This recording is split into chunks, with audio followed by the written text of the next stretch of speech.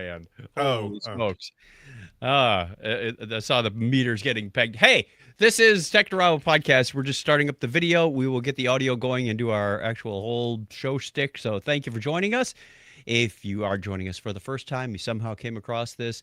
Technorama is a podcast that's been around for 21 years, and we do nerdy stuff. So it's a couple old geeks talking about nerdy stuff. We've got history. We've got humor. We've got hey, look, bizarre facts. We're going to talk about it here or somewhere else. Might as well be here. Where mom and dad can keep an eye on us. Yeah, that's right. All right. 60 years later. What do you say we get on with the show? Yeah, why not? It's past my bedtime already. Speaking of old people. It's pudding day. Yeah, hurry up. All right. Ready? In 3, 2. Hang on. I'm going to back my mic down just a smidge. There we go. 3, 2. Why is channel high? I'm looking at the meters. They're just, there we go. That was a fake start. Before. 3, 2, we got it this time. Third time's a charm. 3, 2, 1. Technorama episode 811, Quantum Flux and Vintage Floppies.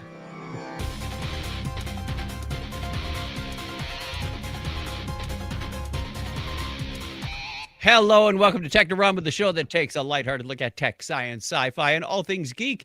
Thank you for joining us. If you're joining us for the first time, welcome aboard. That's our shtick, the all things geek. We've got all kinds of stuff, fun stuff for you in the show. And if you're returning, you know what to expect. Shenanigans. That's us. I'm not sure I know what to expect. Yeah, we never know what to expect at this show. That's right. All right. My name is Chuck Tomasi. That's me. And right over there is Craig Stepp. How are you? I'm doing good. Well, sort of. It's been a long day. But yes, I'm okay. It's been a long week. It has been a long week. Actually, as we get closer to Dragon Con, it seems like the weeks kind of drag till you get there. And then we're back home before you know it. Not me. I've got a trip to Michigan in between here and there, so that's going to make it go fast. I'm going to go, hey, wasn't it just like the 7th? And now it's the 27th? So yeah. So if you got any cosplay, Chuck, you need to build, do it now. Nope. The head's getting shaved again. Yeah. Oh, really? Oh, that's right. That's right. I forgot about that. I'm not even thinking about packing for that trip yet till I get back from this trip. I'm gonna get you a hat that has like a wig, with some hair on the. It comes out the bottom. Stick with the hat I bring. Thanks. I don't need fake hair out of the hat. That's just no. Weird. Wait, I know. We'll get you a wig. You can go walk around like Cousin It. Yeah. Oh no. All right. We have, what did we say we were going to use for the music for this? This one? Talk about our numbers. It's 811. We need a theme, a segue music. Hey, I think it's way too much fanfare for 8 less. In industrial engineering, in mechanical engineering, heavy-duty reinforced roller chain. This specific European B-series chain has a large 2-inch pitch and is used to transmit power in massive industrial machinery. You may have seen one of these before. I have. Yeah. In legal and regulatory codes, it often appears as a subsection indicator in the laws or regulations. For example, in the UK and Northern Ireland, Article 32B dictates the specific legal requirements for street bail notices issued by police officers. Oh, I am not familiar with that. The number 811 is the number to call before you dig in the U.S. and Canada. So you know. Yes, I get. Yes, it is. Oh, yeah. See, now we're getting familiar territory. Yeah. In Canadian provinces, dialing 811 reaches non-emergency telehealth services for medical advice. Well, are you getting a digger's hotline or are you getting non-emergency telehealth services? I'm not sure. And if we get back to the pseudoscience, for angel numbers in numerology and spiritual beliefs, seeing the number 811 is thought to represent financial prosperity, self-confidence, and new beginnings. I'll take the financial prosperity for 100, Alex. Well, Alex is not here anymore. No. Ken. You have to. That's what happened. Yeah. All right. So there's your number 811 for this episode. Wasn't that fun? You may have learned something. Yay. Dial 811 before you dig in your backyard. Be careful, kids. You might just learn something. It might be an Indian burial ground. All right, let's get on with the funeral, the feedback. Letters. Oh, we get letters. We get your letters. You turn up the laptop. Mailman, mail today. Reach right in and pull one out. Those letters. There we go. I love those letters. Let's find out what you got to say. Let's find out what we asked last week. Yeah. 10 minutes before the show. Here you go. Our question of the week for you last time was, if humanity's digital footprint suddenly went dark tomorrow, not dork tomorrow, what single internet meme or forum post would you hope survives as our final message to the cosmos? Yeah, this is what we're going to put on the golden record on the next, Right. deep space satellite. And Mad Marv has put in a blurry picture with the tag I know what it is. spoiler on it. Mm-hmm. So you're supposed to click it and nothing happens, right? Which is always fun. What?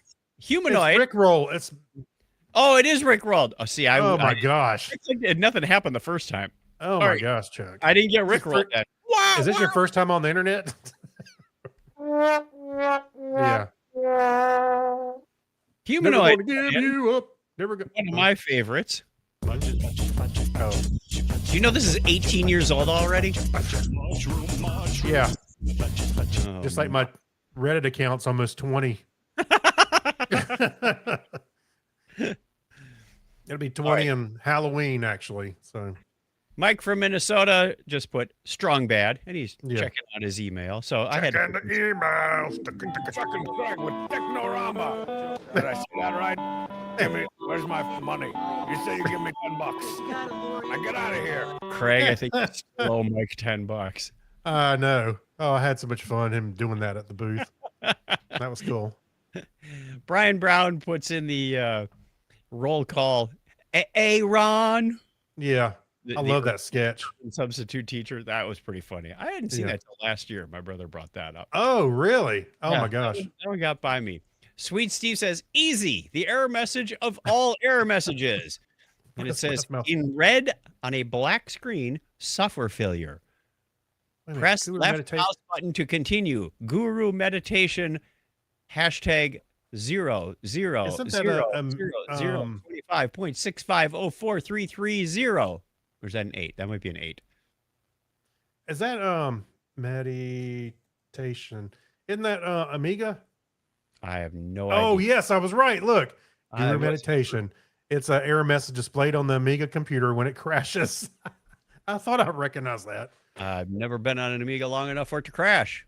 Well, we can fix that. He also put, or the underlying sound, Oh. which I also have here.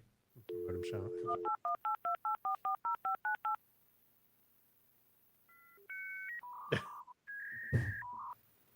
Oh, doesn't that bring I back noticed- memories?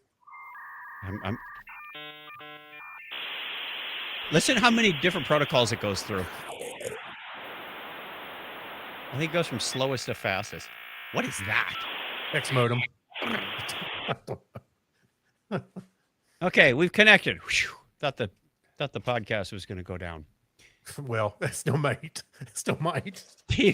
Sweet Steve put in the extended version of Badger Ready, the 10-hour one. Like 10 hours. Yeah, 10 hours. There's a video on YouTube for 10 hours of that.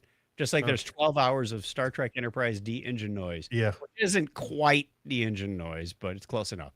Thanks. I used to use that to fall asleep. What? Badger. Oh, the No, I know, the Enterprise warp. D engine I know. noise. Yeah. Humanoid funny. also says, yep, got that one a few times on my Amiga 500. He's talking about the error thought so. message. Yeah. Keyboard not found. Press F1 to continue. I've seen that before, and I remember doing a double take going, what? Someone had fun with that. Yeah. All right, we hop over to Facebook, and Weber Let's Baker see. says, phaser that could not be set stronger than sun. Wait, no, that's the last week's question. You didn't post this week's? I got it right here. All comments. So Mark Kilfoyle says, always look on the bright side of life. Yes. Good answer. Clinton Alvord posted a picture of what's Dexter's sister's name Dee in the Dee. lab? Dee Dee, saying, "Oh, what does this button do?" It's a meme. John Kratzer says, of course, 42, the answer to life and the universe and everything. We have to do it like Dee Dee. Ooh. Yeah. What does this button do? Yeah. No, Dee Dee. And Mike Robinson adds Sad Cat Diaries or Leroy Jenkins. Who's Leroy Jenkins? What? Wait, did you just ask me what No, All I'll right. ask Google. Who is Leroy Jenkins? He's a character. I forget what game it was. They're all standing around talking. What are we going to do? How are we going to approach it? And before a consensus is there, the guy says, "Oh, Leroy Jenkins," and he runs into the cave. It's from World of Warcraft. You know how many times I played World Yeah. of Warcraft? Close your eyes and count. 0. How am I supposed to know that? Hey, I haven't played World of Warcraft, but I know what Leroy Jenkins is. You're a nerd. That's why I'm here. I was hoping you'd pick that up as a compliment. I will not deny that. Yeah. I'm a geek and a Hey, nerd. we I'm all middle have school. our specialties and our gaps. All right. You've missed a number of things that I go, how do you So- not know that? Oh, so I'm here to catch you up on internet memes. For the last 25 years. Yeah. Yeah, you need to go watch that. Go. It's a. Is that the probably one on about YouTube. cats? Do what? Is that the one about cats? Yeah, sure. Yeah, All go right. with that. We're signing out of the feedback and going into the history. I'll have better luck there.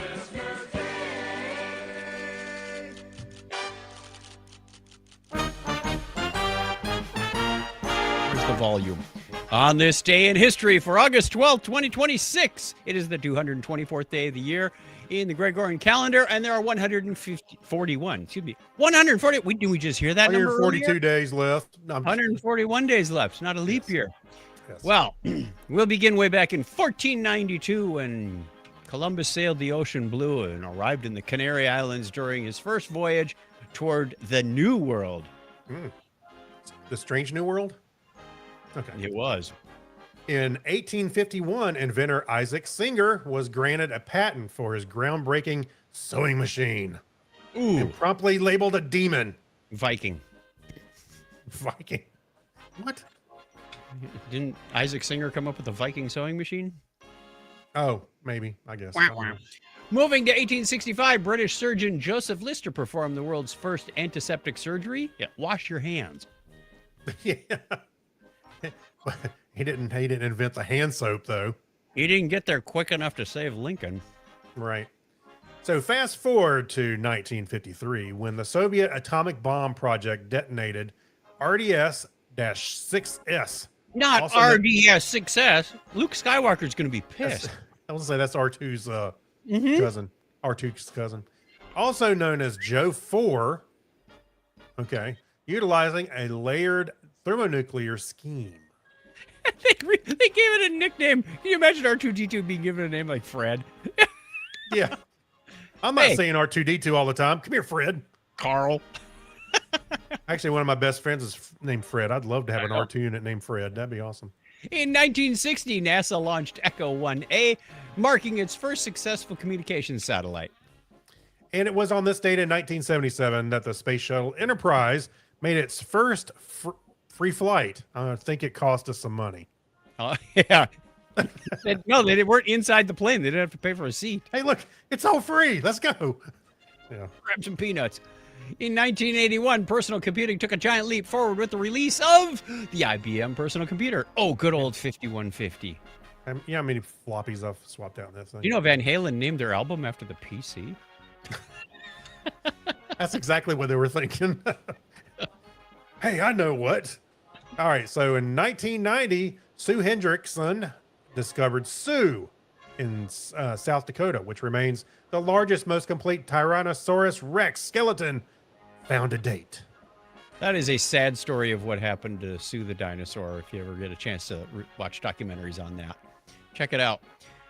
Happy birthday goes out of the state to Abraham Zacuto, the influential Jewish astronomer, mathematician, and historian, born 574 years ago today. You look good, Abraham. Yeah, good on you. Legendary director and producer Cecil B. DeMille, who entered the world 145 years ago today. We're still waiting on that last movie. I think he's going to be directing a Marvel film, right?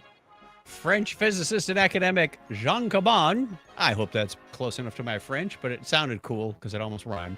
Yeah. He was born 141 years ago today.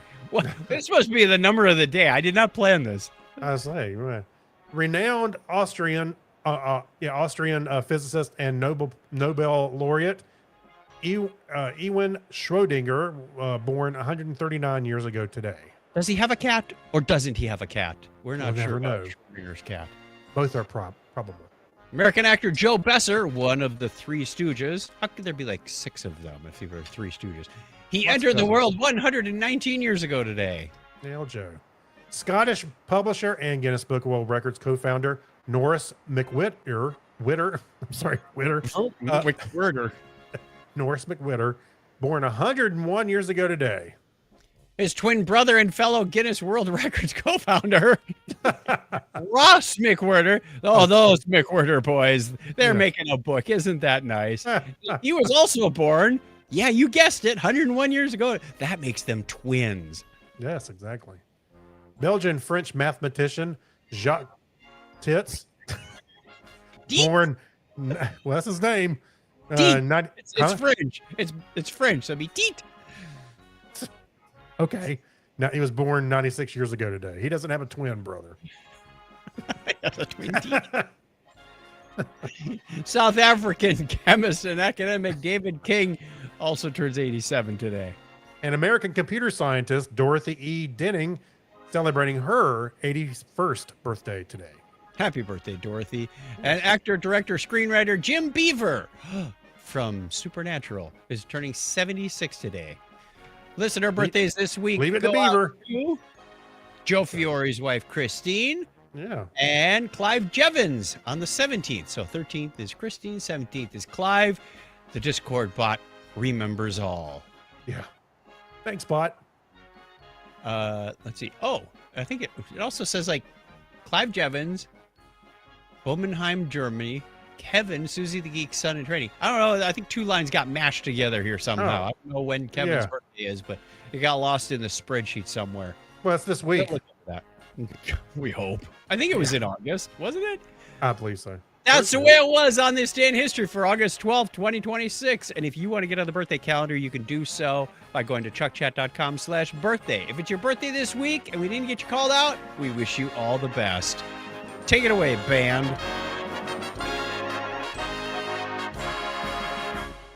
While I bring up the news.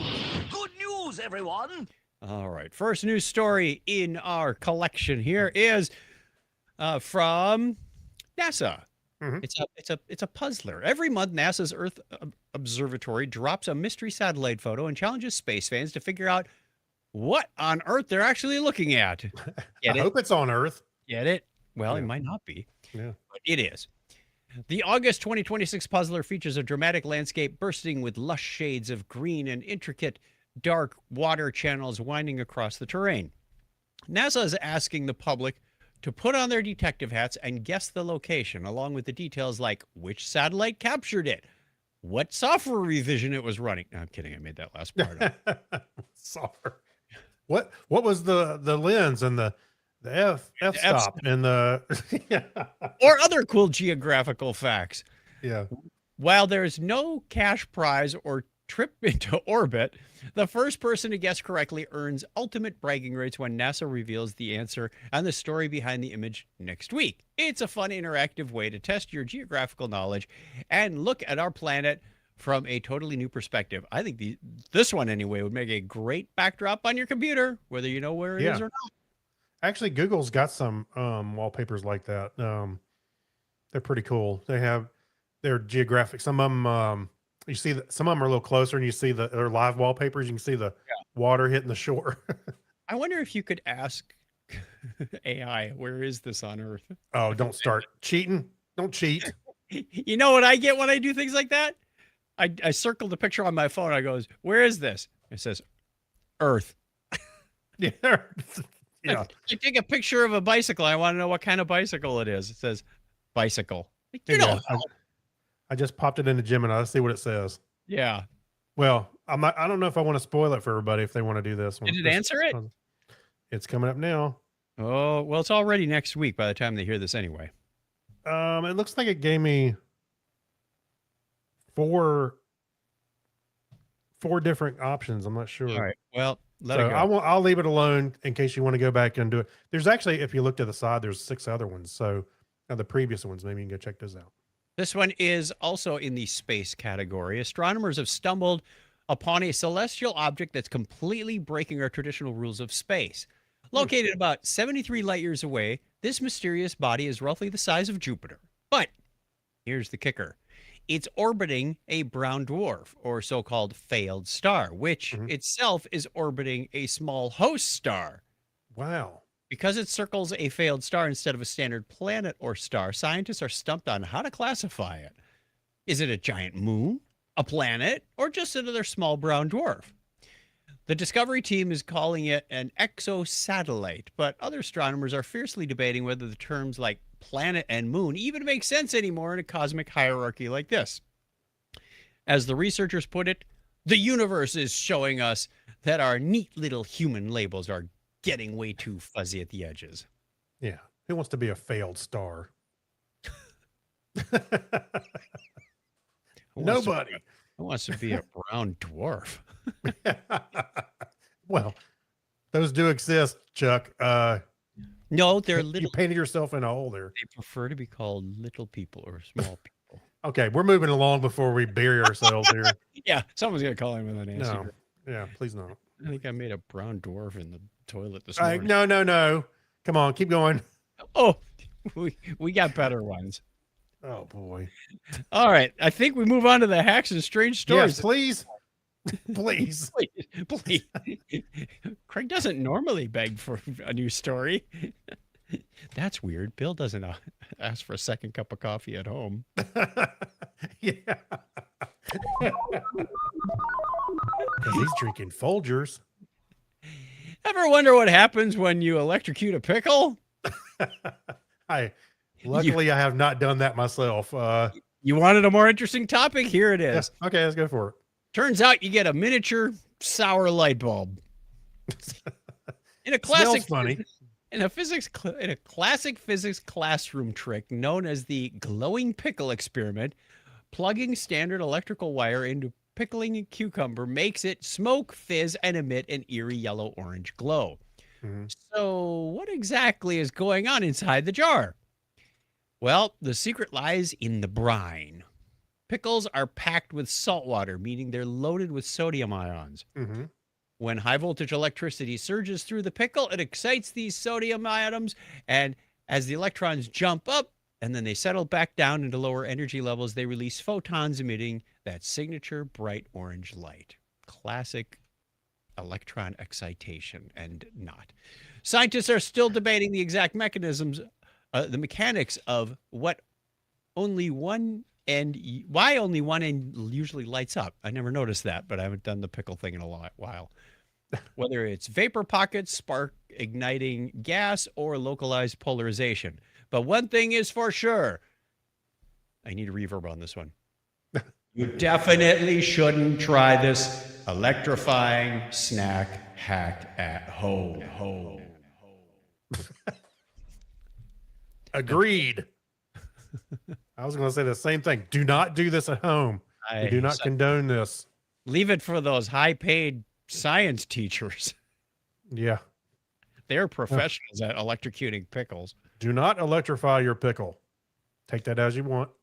Don't whiz on the electric. I didn't think about that. You said don't electrify your pickle. That's what came up. Yeah, Mike yeah. Robeson is in the chat room. He seems to be the only one chatting at the moment. We do have a couple people out there. Thank you for Stick him on there. Sunday on there nights earlier. at 8:30 p.m. We'd love to see you on Facebook, on YouTube, join us. Put it on your calendar. We look forward to seeing you there. Get out once in a while, but stick around Sunday nights for us. Get out. All right. We jump to the Remember When? Yes. All right. Flipping back to my news stories. Ancient Greek rings may have been made of iron that fell from space. Really? Long before blacksmiths learned to smelt iron ore, Bronze Age Greek royals were already wearing space bling. Wait a minute. The one that smelt it dealt it.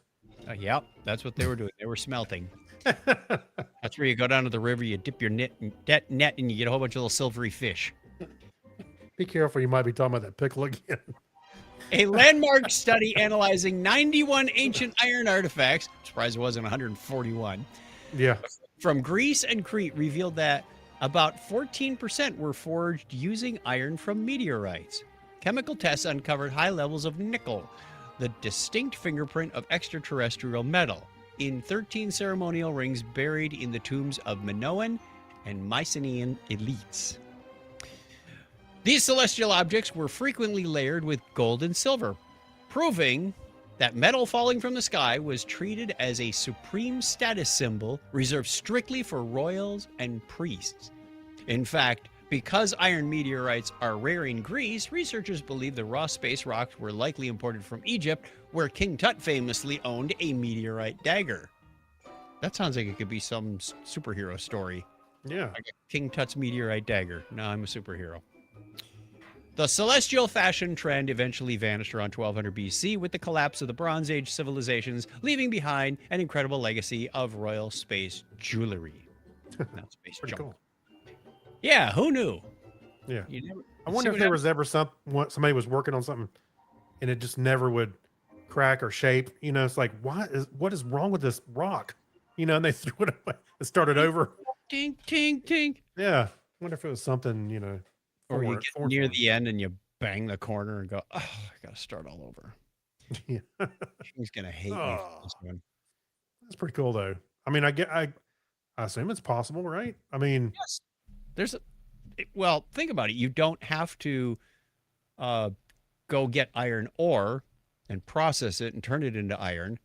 That's why one of the videos I've got later is about the ship scrapyard in Turkey, where they take all the cruise ships and they run them aground and then they chop them up.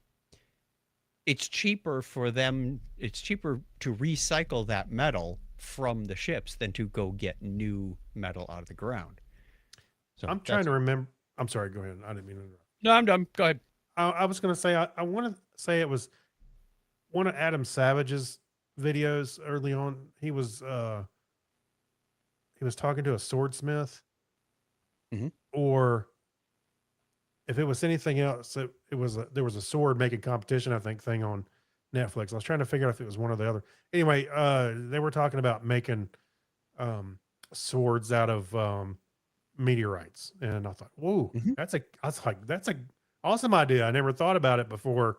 I'd heard about it on one of the shows, but As long as you I get thought the that was pretty cool. metallic ones, because not all meteorites are metal. So you got That's what I was. Yeah, that's what of course. I mean, but I'm just like, it hadn't occurred to me to make a sword out of a meteorite. That'd been awesome. It's a big chunk of it at Meteor Crater. Maybe I can make a sword out of that. Yeah, go over down in that meteor that Can I crater. borrow this? You Yeah. using that? Hey, Just while they're been not looking, tink, tink, tink, tink, tink. Yeah, breaking a piece off. Let's give a huge shout out to the people who really make this show run. Not us. Yeah, right. It's the people who finance this show, our patrons. Thank you very much. We got our paycheck on August 5th, like clockwork from Patreon, and you people made it possible. Thank you. In addition to donating money, they also get a postcard. They get, some of them get t-shirts because they're at that commander level.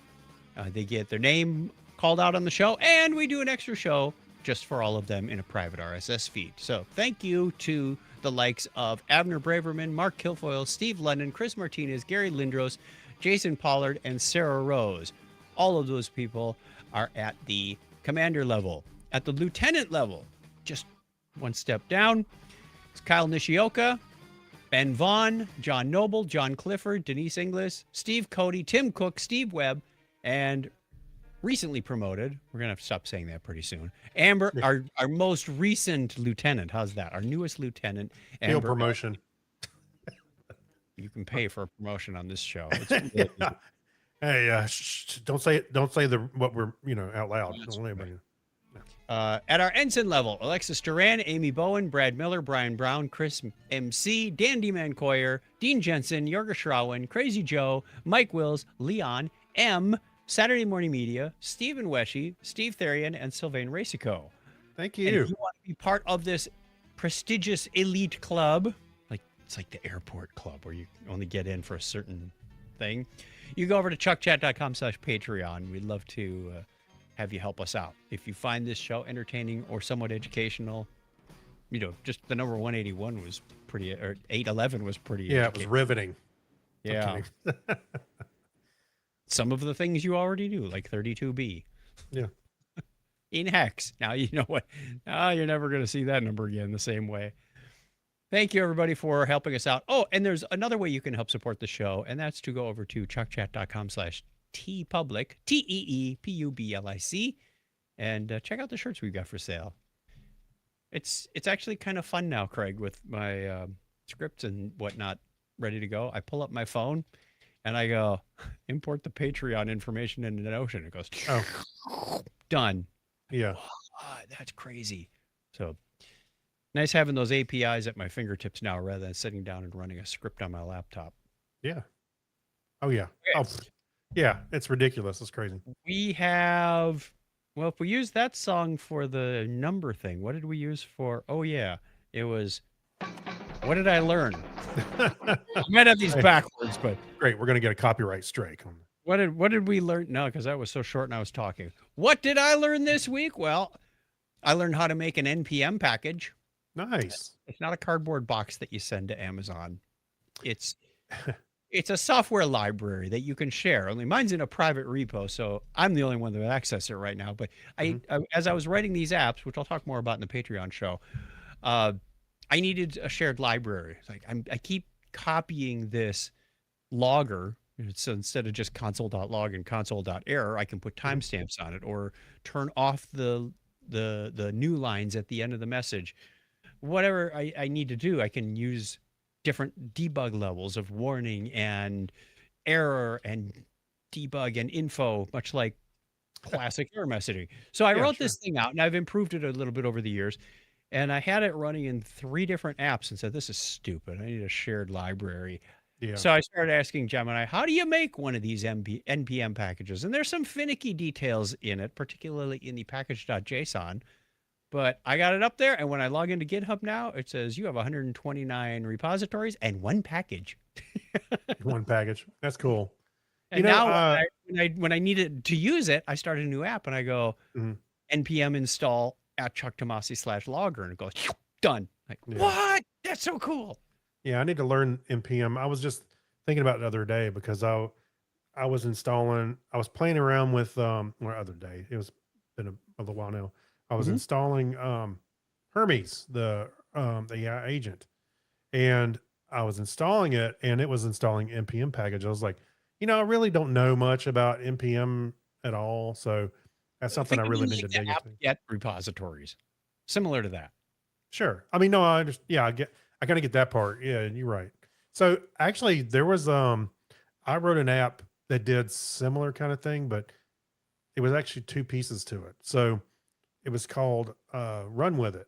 I know it sounds stupid. Run With It. So I would build the database, say like user table and whatever data I wanted. Like for example, the Dog Days of Podcasting app. It has users and feeds and items that come in on the feeds. Yep. And I just built the tables, and Run With It you would give it the database name and username and password, and it would go look at it, it would explain the table in SQL, to do explain, and it would show everything. And then it knew that I was using what field? It was a field. I would say, this is going to be a date field. This is literally, well, some of the field types were there, but some things I needed to add. So it would build out the web forms using those descriptors, and it would know, okay, I already have a date picker and all that stuff. It really made creating web applications really fast, and I put it in a Using Git a repo. library of stuff. Yeah. Yeah. So yeah, and some things I was using like Twitter Bootstrap. It used to be called Twitter Bootstrap. I don't think it's called Twitter Bootstrap anymore, but it was a visual framework for displaying forms and web apps and stuff. And I would use that. So if I needed to update it, I just update the Git repo, and go and pull it down on other things. So what I was getting at was it would also include a file in the web application that pulled things in, like some JavaScript libraries and some other things. So I didn't have to go do the same thing every Mhm. time, and I could make web apps really fast. Now I just ask AI, hey, build this out. And it goes and grabs the right libraries for you. Yeah. So, but anyway, Run With It was really cool. I used it for a lot of stuff over the years. I also learned there was something related to that, but now I can't remember what it was. It was on the tip of my tongue. But thanks to you, learned about the Repebble Index 01 ring. Yeah. So I looked into that this week, thought about it for a while. I didn't want to make an impulse buy, and pulled the trigger. So mine's on order. I've got the black one, and it Well, came tell them in. what you learned. Tell everybody what you learned. What is it? It is a ring that fits on your finger, as it Mhm. sounds, but it is not for health and fitness. It's for taking memo notes. So it's a simple little ring with a little square and a button on it that you can just, when you get a thought, you record your thought and it goes off into your memos. There's a whole back end that you can put in for processing and say, turn this into a task, or turn this into a memo, or send this off to Notion, or whatever you want. And it's completely private, so it stays on your phone, unless, of course, you move it off platform. But it's very handy. At this point, I've got the capability of pick up my phone, unlock it with my left thumb, and it will go right into the voice memo recorder. But there's times when I'm driving and it's in my phone is in my pocket. That's not as convenient. I have tried shouting at my digital assistant, but it doesn't always get the point of what I'm saying. Right. I would say, "Hey, digital assistant," use your favorite one here, and create a task, and it'd say, "Okay, what would you like the task?" And I say, create a QR code for our UFP website. To create a QR code for your site, go to these. It starts looking up answers. Yeah. I'm like, no, I want to create it. Did you miss the part that said create a task? Yeah. And I tried it like 5 times and I got really upset. So if I can do the same kind of thing with this ring, I could be hiking, biking, in the shower, go, here's an idea. And I know that it will be waiting for me. Not that I get those all the time, but when they strike, they're usually at the wrong time. Well, here, a couple of my use cases is sometimes if I'm out with the dogs or something, I may not have internet service here in some areas while I'm walking on the road, or maybe I don't want to carry my stupid phone when I'm walking the dogs. This will record offline, and it'll transfer it when you get to your phone. And there's for short messages, it's not like you're going to go record the PTA meeting, An hour-long meeting. Yeah. No. That's No, what it's the for phone is for. yes, for quick messages. It can record up to 5 minutes. 5 hours, 5 minutes offline before it has to transfer it to your phone. I'm looking forward to it. I got the email that said it's coming, so I expect it in the next maybe week. I'm really looking forward to playing with it. Nice. I've already, Yeah, they are still officially they're not supposed to ship until March. So you're getting like early. was Pay 75 now before it becomes an official product, or 99 later. They're not rechargeable, but the batteries are reported to last a couple of years. So yeah, we'll see how that goes. it was supposed to ship last March, not next March. No, I thought it said 2026. 2026 is what it said? Yeah, yeah. Because I've ordered, when I ordered mine, December 9th. So they've been through the manufacturing process, and okay. Oh, it was a little pre-order. Now they're catching up. Now that they're in mass production, there's a lot of Yep. a lot of stuff they got to do at the manufacturer to be able to mass produce them. So they're doing that now, mass producing, and so they're starting to ship. So mine should be out coming in about a week or so. Speaking of recording, Yeah. I recorded a joke. I think I sent you part of this. I recorded a joke on my phone, Mhm. and then my Oh, yeah. automation picked it up and turned it into a meeting note or a voice memo, excuse me, a voice memo in Notion. So there's all the back end stuff with AI and transforming it, and it creates. Now, normally, if you're doing this for yourself or a short meeting or something, it creates a nice summary, a transcript, a timestamp transcript, the main points, action items, and references. Well, I recorded a joke, and I will read to you word for word because this was told at our men's prayer meeting. It says, Alan was reading this. He says, "This is quick. This is quick. This is quick. A pastor known for his lengthy sermons noticed a man get up and leave during the middle of his message. The man returned just before the conclusion of the service. Afterwards, the pastor asked the man where he had gone. 'I went to get a haircut,' was the reply. 'But,' said the pastor, 'why Yeah. didn't you do that before the service?' 'Well, because,' the gentleman said, 'I didn't need one then.'" It's a bad joke. You may be laughing. That was the transcript. Obviously, the timestamp transcript's going to have timestamps on it. What I got in Notion was, of course, the audio attachment. Right. I won't play.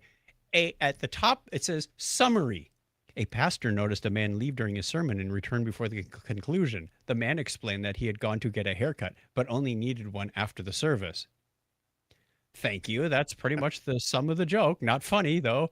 Then we get, after the transcript, main points, 3 bullets. Bullet 1, a pastor noticed a man leave during a sermon. Bullet 2, the man returned before the conclusion of the service. Bullet 3, the man explained that he had gone to get a haircut because he didn't need one before the service. Now we get into the truly funny stuff. Action items. Yeah. Action items.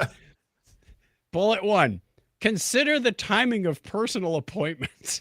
Yeah. Bullet 2, be honest about one's needs and schedule. You know what? When I read that second bullet or the second action item, my thought was he probably should have said something like, "I need to go see a man about a horse." And You know then what that means? finally, of course, there are references. Bullet 1, nothing found for this summary list type. I want to record more jokes. This is just too funny reading what AI does to try and turn them into official meeting notes. That Yeah, is priceless. that's All right. funny. We have, where were we going after this? We finished up. What did we learn? Oh, no, we didn't finish up. What did we learn? I also learned on the garage door opener, thank you to my wife who watched her friend do this, when you exit, Oh yeah. because we had a temporary car. Our car went in for service. They gave us a loaner overnight. Of course, I didn't have my garage door opener. So I pull up to the garage, open it up. When we're leaving later, I open it from the inside by pushing the button on the wall. And she said, "Do you know to close it from outside, you simply have to press enter. You don't have to push the code." That's right. Where have I been all these years? Don't know. I found that out on my my last house had a garage garage door opener, and I found that out. And I told my neighbor, and he was like, "What? How? I what?" always, for some reason, I always had to press twice. I'd like enter the code and then push enter.Maybe that's why the first enter didn't do anything. And then when I push it again, it closed. No, you just said it once, and it should close it. Right. But I was entering, 4 digits, press enter, and nothing happened. Then I'd press enter Yeah. again, like, take my number. Yeah, And then I've had to do that also on my other one. It's like I've hit enter and went, "What?" I hit it again in frustration, and it closed and went or open. I was like, "Okay." Never knew So yeah, it's weird. that. Getting back to the programming thing, I've learned about manifest.json at the Okay. root level of. So what I was trying to do is take Chrome on my phone, make a shortcut, and put it on my home screen. Sure. And it wouldn't bring up the application icon. And there's 3 Oh. levels of icon definition in the page header. There's, of course, the favicon.ico. Yes. There's a backup for the same thing for PNG. And then there's a larger size. This is for Apple devices, use 180 by 180. And I swear I got that to work once on a couple of my other applications. Like, beautiful. I got my little AnyKey or OTD icon. Mhm. It wouldn't work for the SSO site. I couldn't figure it out. So who do I turn to? Gemini. I say, why doesn't this icon show up? It says, you might want to try a manifest.json. Here's a standard layout. And in there, it defines which image to use. And Chrome picks it up and uses that. Oh, okay. Very nice. I have That's to go great. look And at you have to put that in the header, just like a style sheet. It's like one of Mhm. these rel, Yeah. type rel equals manifest. Here's the path to the file. So manifest.json is also what I learned. I learned all kinds of things this week, but I'm not going to get too deep into the technical ones. Let's But if see. you are a programmer and you can't get the icon to work, Yeah. check Like manifest. I added I went to the Alphonic. I went to Alphonic on my phone Yep. and it said, "Oh, you want to install the app?" I went, "Yeah, actually I do." Because there isn't really one. There was one on in the Play Store for Alphonic, but it it's not compatible. I think it's hadn't been updated in a long time, so Oh, it's literally not compatible with any of my devices. I was like, fine. And then I pulled up the Alphonic website and went, "You want to install it?" Went, "Actually, yes, I do." So, yeah, there's uh, two options. You can create a shortcut and put it on or install. And mhm. install takes a while. I don't know what it's installing though. Is it just like installing a local I need to Chrome? look closer to that too, but it's in my app drawer. It's not on the It desktop. something. Yeah. Yeah, it's in my app drawer. So they have something on their site that identifies it as an app, and probably some of the things that can be offline. Yeah. There's probably some That you can- definition saying, "Hey, these are the things that you can do. You can download and make it offline." Um, I don't know, maybe, but I'd like to make Wikipedia offline. you can just download it. All right. Let's get on Wait a minute, with did you not know that? Pass Me the Remote. I know you can't download the whole thing. Yes, you can. Every It's on language. no, not not every language. You can go download. They package it up. And it's How on. It's a many download link on gigabytes is there. that? Huh? How many terabytes is that? I don't know. I don't know that it includes all the images and stuff. Well, But then what good is it? I want well, a lot of preppers, you can download it and put it on a Raspberry Pi or something and have uh Wikipedia. If you don't have the internet anymore. You have to keep it in sync too. It's changing all the time. Hmm, yeah, maybe. Good answer. I mean, All right, we're moving along. My turn right. to call it. Pass me the remote. I got a lot in here, but I'm not going to go over every one of them deep, dark detail. But there are a lot of links to YouTube videos. I've been watching a lot of that, and some of it is very educational. But we'll start on Netflix. I watched The Bombing of Pan Am 103. This is Mhm. 6 episodes, about an hour each. Like, wow, how long does it take? Of course, Wow. this is the disaster in the sky that happened over Lockerbie, Scotland, just before Christmas 1988. Right. And it's mostly about the investigation and the trail they follow Right. and the leads and the misleads. But there's also a human story in there in that like one of the senator's assistants in the US said, "Hey, what about the families? What are we doing for them?" And they went over to Scotland and there's a group of old ladies that are taking the artifacts that don't need to be in storage anymore. They're washing the clothes and returning them to the families and going, "Here's a book that your daughter had when the plane went Oh. down." So they're making a real human connection to that. So I thought that was Mhm. a really nice part of the story. It is. Yeah. And then at the end, they get together for a memorial years after. But it took a long time to track down those guys who did it. Also found a new YouTube channel called, what was it, Tech? I'm gonna have to click it. The year is 1984. Yeah. Did you hear that? Yes, I did. It's called Tech District. That's The what it year is. is 1984. Called Tech District, and they cover things like the rise and fall of Motorola, whatever happened to Lotus or WordPerfect or Borland. Some of these big Huh. names that used to be around years ago. Poor word perfect. They've got a lot of stuff. I was about to watch one on Palm and CompuServe. It's slightly irritating because they do use AI narration. So they'll get some of the Ugh. names like in 1980, Philip E. Kahn. It's like, no, his name was Philippe Kahn. Right.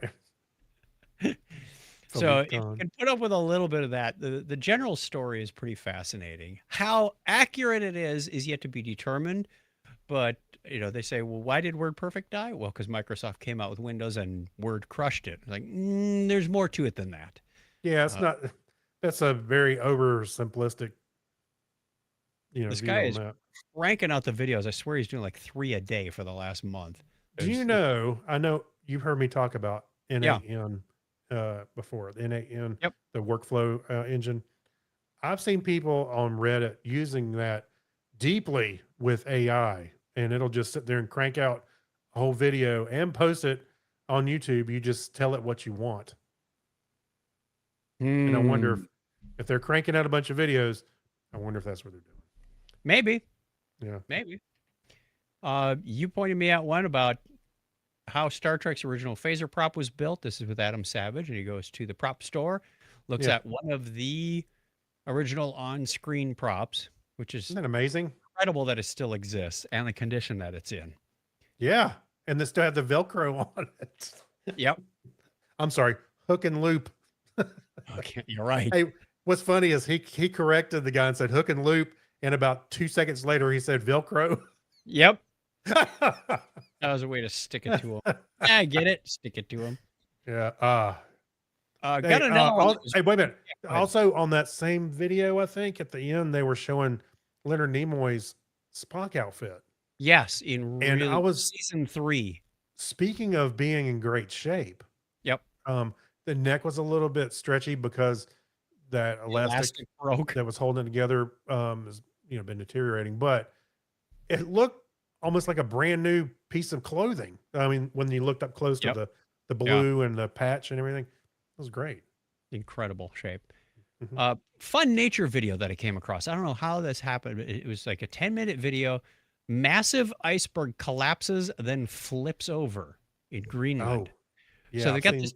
Have you seen this where the time lapse and the thing is I haven't cruising seen that by? one. I've seen that happen before, and it's like, whoa, I hope nobody's near it.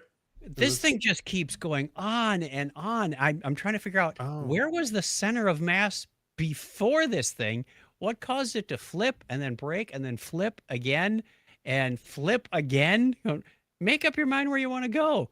So 10 minutes of just astounding, and the music they put with it is pretty cool too. There's no narration. Dun, dun, dun, dun, like 2001. Dun, dun, No, dun, not dun, quite. dun, dun. So look for that in the show notes for episode 811 at chuckchat.com/technorama. What else? Oh, we talked about the cruise ship graveyard over in Turkey. That's a fun one. And there's a lot of facts about what they do and why they do it there, and how the cruise lines get away with some of this stuff. If you're a maker and you like playing around with Android and whatnot, there's a video, 7 sensors you should never use in a product. These are the ones that Never? you find in a kit. It's usually because of inaccuracy. So one of them is actually based Oh. on safety. And he gives It's funny- alternatives.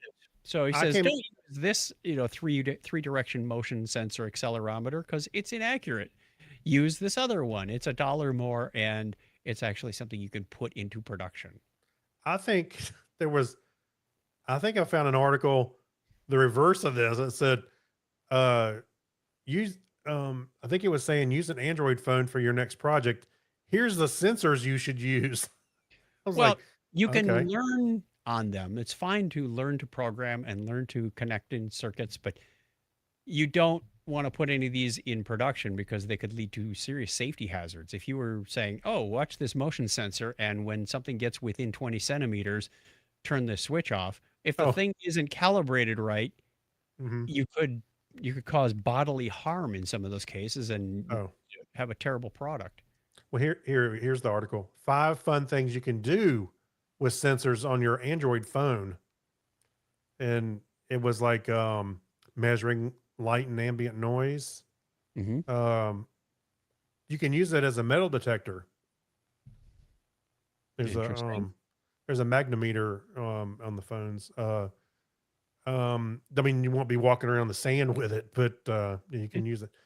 Use your phone as a spirit level, and of course a thermometer. So anyway, that's Nice. pretty cool.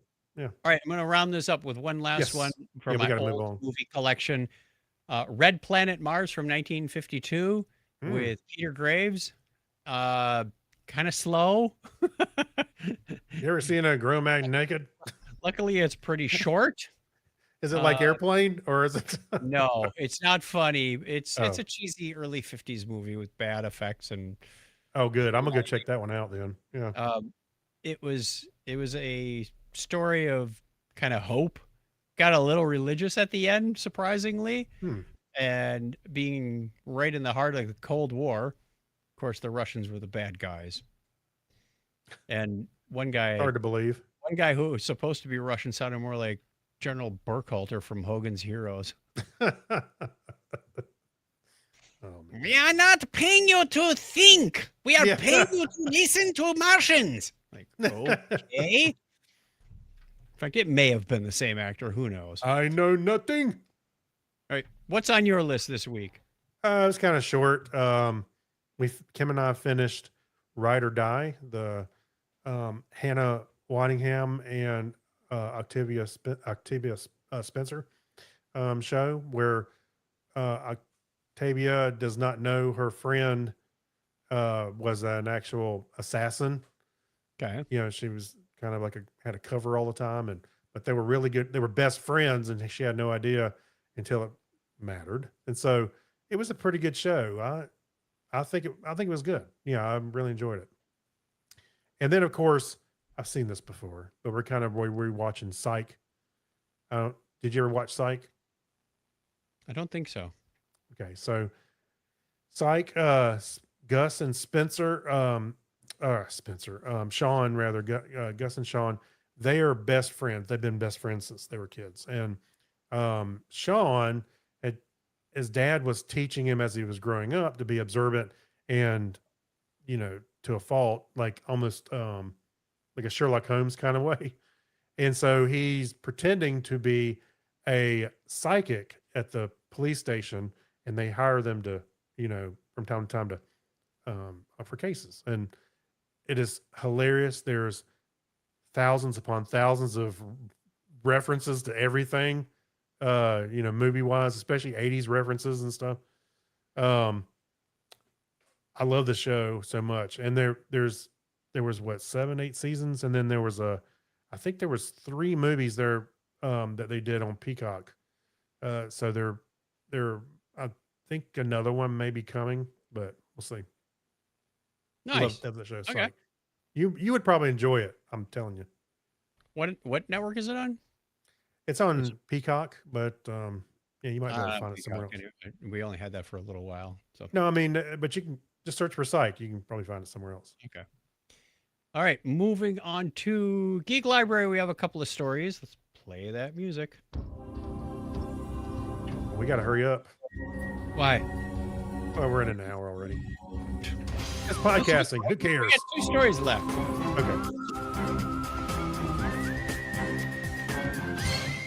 13 new sci-fi/fantasy books to check out in August 2026. If you're looking for fresh science fiction and fantasy to add to your reading list, sci-fi journalist Andrew Liptek rounded up 13 big releases dropping this month. You can find a link to the full article at our show notes, episode 811, over at truckchat.com/technorama.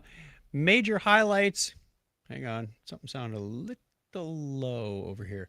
Major Your bell highlights sounded- include You need to clean the bell off. A Trade of Blood by Robert Jackson Bennett, the 3rd book in his fantastic biopunk murder mystery series. Space opera fans get Whale Song by Miles Cameron, while Adrian Tchaikovsky drops a creepy new novella called Preaching to the Choir, exploring the dark, ancient secrets of the ultra-wealthy. For classic sci-fi fans, Isaac Asimov's 1950s Lucky Star adventure on Mercury gets a brand new reprint, and Star Wars readers get a re-released Legends edition of James Luceno's Cloak of Deception and Labyrinth of Evil. Plus, the hugely popular lit RPG web serial The Wandering Inn finally lands its traditional print release. From space pirates to dungeon crawlers, there's plenty of great summer reading. Summer, Hey, summer. What was that one? Meat Bees. What? The one of those books in there, Meat Bees. Not sure what that is, but yeah. Oh, yeah. And then final article. If you mark your calendars for August 12th, well, that's when this audio releases, so mark them quick. August 12th, 2026, we are getting a historic total solar eclipse. This is a massive cosmic event because it's the first totality anywhere on Earth in over 2 years, and the first to sweep across mainland Europe since 1999. The path of totality skims through Greenland, Iceland, Spain, and tiny slices of Russia and Portugal, giving over 15 million people a front row seat to the darkness. Mhm. Nearly a billion people across Europe, North America, and North Africa. North America? I guess. We get a slice of one. We don't get the whole thing. Will catch a partial view because it's a polar eclipse. The sun will sit low on the horizon, meaning Greenland's 24-hour daylight. Are they still in 24-hour daylight? It's coming to an end soon. Will briefly drop into starlight. Even cooler, the eclipse hits on a new moon right at the peak of the Perseid meteor showers, making that night incredible for shooting stars. Pretty cool. So I believe our friend Darren is on a cruise off of Iceland for this one. Oh, that's right. I think you're right. We had thought about Fantastic. it, but just too much going on right now. Yeah. Aren't we supposed to get another one across the U.S. in maybe another year? I believe so. 22? I think it's I'm not sure if it's a full or an annular. I got to look. I had all these mapped out for the next few years in my head, but I don't have it at my fingertips at the moment. So you can look up lunar eclipse or solar eclipse for 2027. It's either Yeah. 27 or 28. Can't remember. All right, that takes us to the end. We have a question of the week for you to leave you with these sage thoughts. What obsolete tech noise do you generally miss hearing? Think Not that. about this. Okay, it might not even include the modem sound.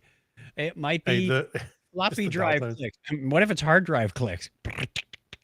Actually, those dial tones. I mean, how many times do you hear those nowadays? Never. It might be Hey. dot matrix printers.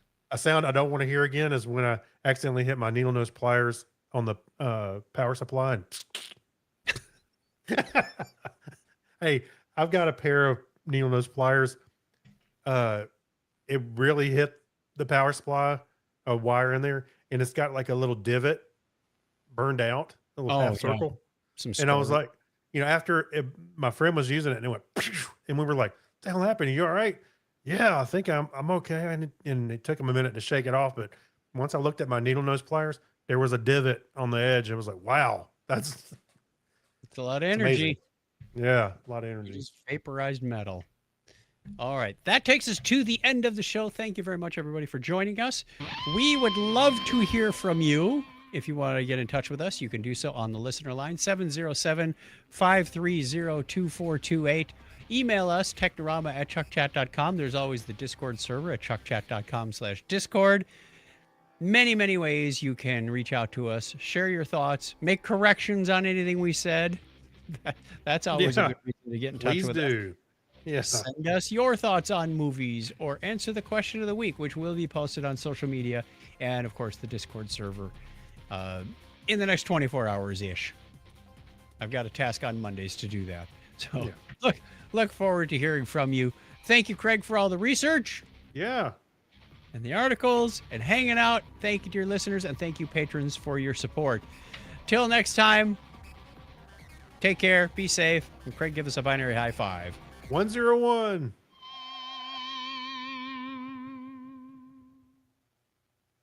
Audio recording stopped. We are now going to stop the video recording and go record our Patreon show. Thank you, everybody, for listening. Thank you, or everybody. watching, whatever. Watching, listening, etc. And maybe hope see a few of you at DragonCon in a few weeks. Yes, that's coming up. Bye. Bye.